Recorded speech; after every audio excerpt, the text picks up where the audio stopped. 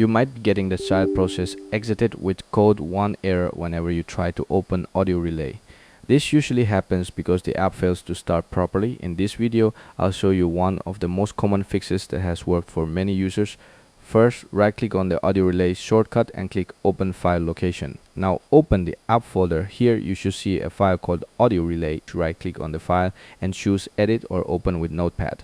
Now scroll all the way to the bottom, paste this line of code. You can also find it in the description below.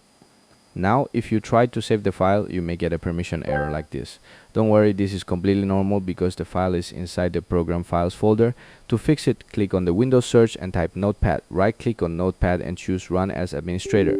Once Notepad opens, if the code is already there, leave it as it is. If it isn't, paste the same line again. Now press Ctrl+S to save the file. This time it should save without any permission error. That's it. Now close everything and open AudioRelay again. The child process exited with code 1 error should now be gone and the app should open normally. If this video helped you, make sure to leave a like and subscribe for more quick tech fixes. Thanks for watching and I'll see you in the next one.